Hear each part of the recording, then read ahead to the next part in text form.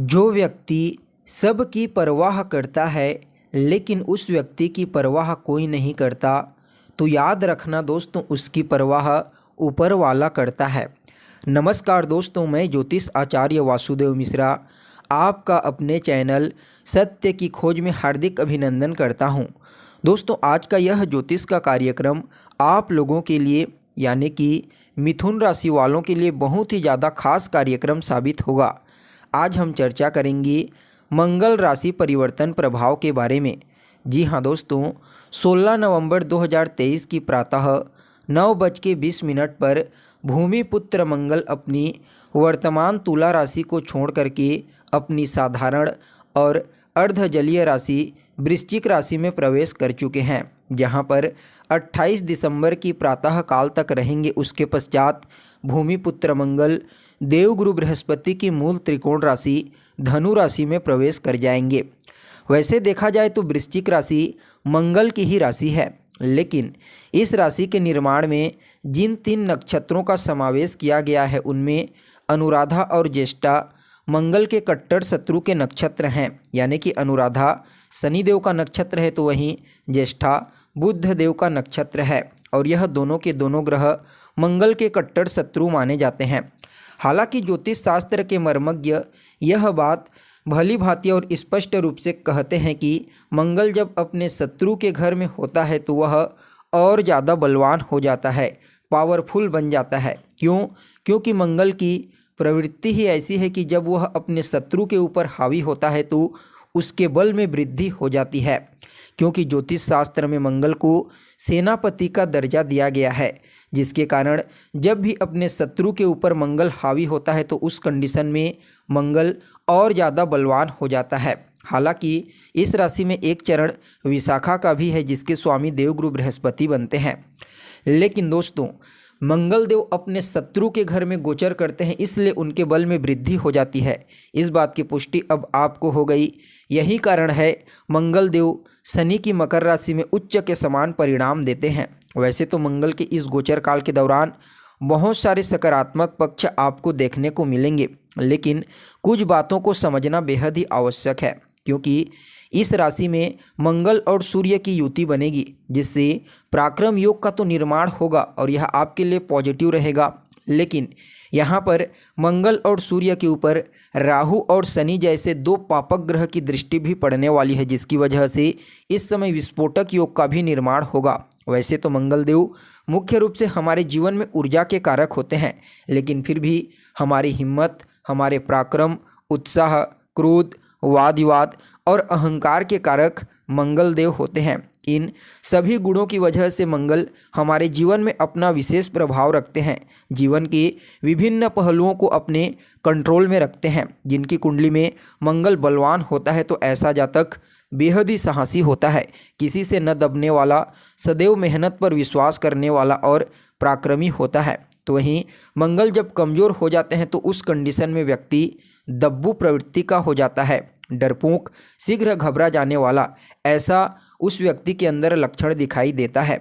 दोस्तों, जैसा कि आपको मालूम है, जब बात मंगल की आती है तो इसकी चर्चा बड़े विस्तार के साथ की जाती है। भले ही मंगल का गोचर 45 दिनों के लिए होता है, लेकिन इस गोचर को भली भांति समझना बेहद ही आवश्यक हो जाता है।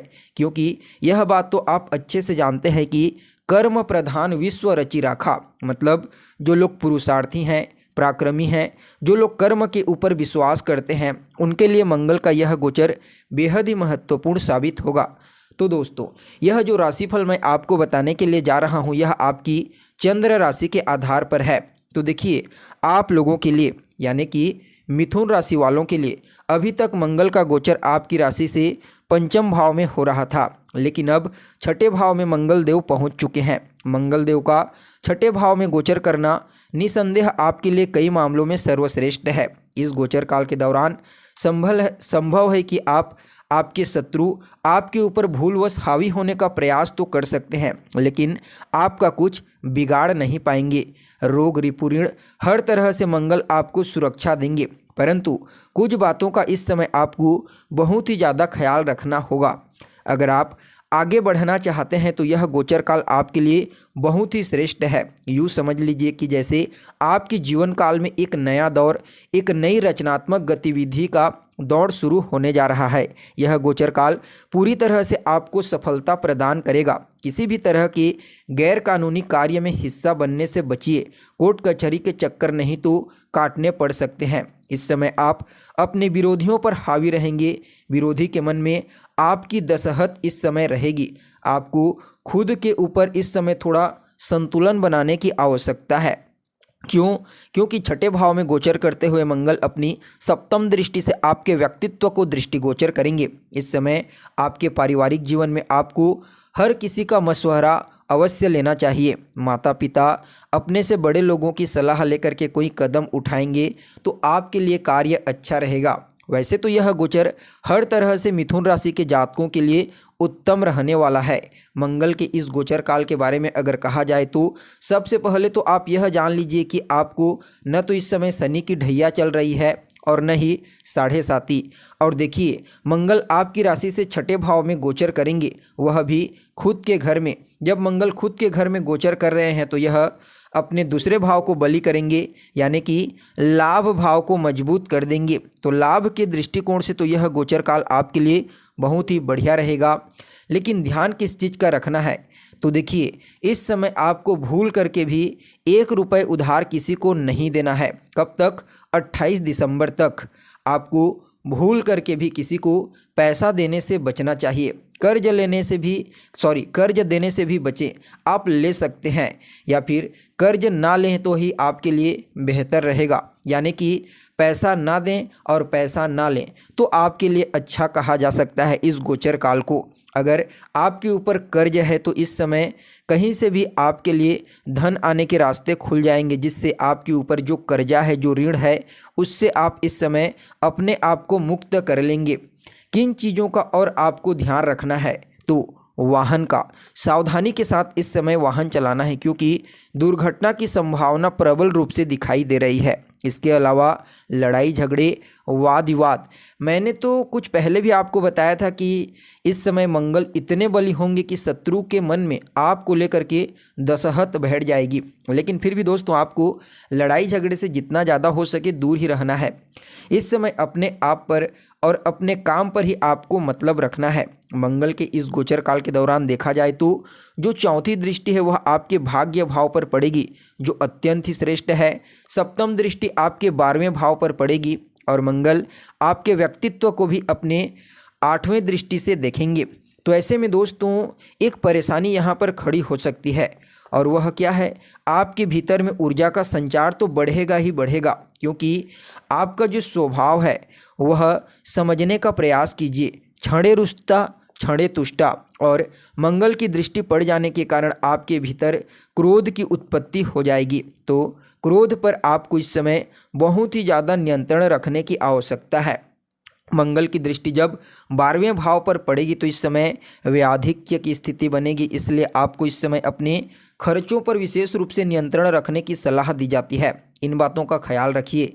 किसी भी तरह का कोई गलत कार्य, गैर कानूनी कार्य ना करें जिससे कोर्ट कचहरी का चक्कर लगाना पड़े। ऐसे गैर कानूनी कार्यों से आपको इस समय दूरी बना लेनी चाहिए। बाकी अगर देखा जाए तो मंगल का यह गोचर काल मिथुन राशि के जातकों के लिए हर तरह से बहुत ही अच्छा कहा जा सकता है। मंगल की दृष्टि आपके व्यक्तित्व के ऊपर देखने को मिलेगी, जिसके चलते इस समय आपको क्रोध पर नियंत्रण रखने की आवश्यकता है।